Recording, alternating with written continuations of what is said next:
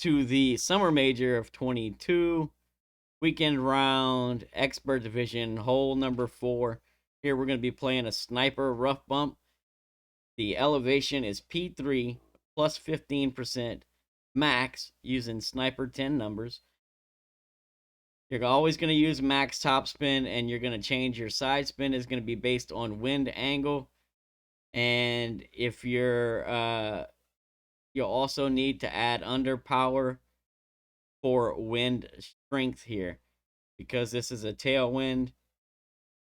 The wind angle is mostly tailwind with changing wind angles, with a lot of changing wind angles. I've seen at least 7 different wind angles on this hole. Because the wind angles change so much, and because it's mostly tailwind, we have to tweak the side spin values based on wind angle, and we need under power based on wind strength for winds 5.7 and above. So if you have a wind, if you use a wind 5 ball here, and you have wind lower than 5.7, then you don't need to worry about any underpower. But using a wind 4 ball, you will definitely need to worry about underpower. So this is our starting position always. At P3 max rest, we're going to have the left side of the green ring touching the rough bunker line right there, as you see in this picture. That's our starting position.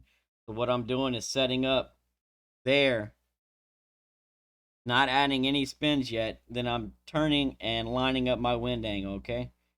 So once I got my wind angle lined up,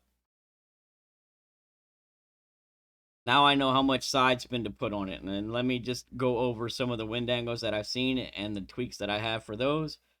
So basically, if you're in this first set of windows here on the house, that should be around 1.1 left spin. This is around 1.2 left spin.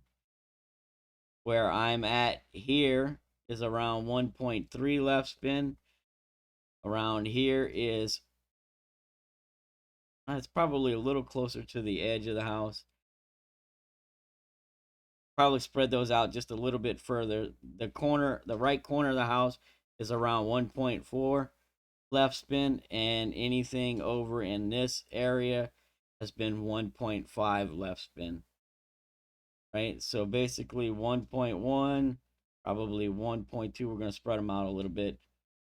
1.3, 1.4, and then 1.5 side spin accordingly. So that's for wind angle. So what I'm doing is setting up, turning, getting my wind angle straight here. Here I'm going to use 1.3 left spin because I'm right around the 1.3 left spin line. Right?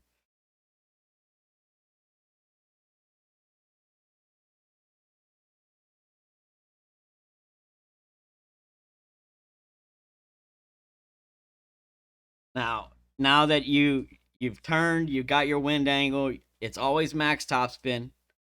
So a side spin is needed based on your wind angle. And then the only other tweaks that are needed for this hole are under power as follows. So if your wind is between 5.7 and 6.4, you use 1 click of under power.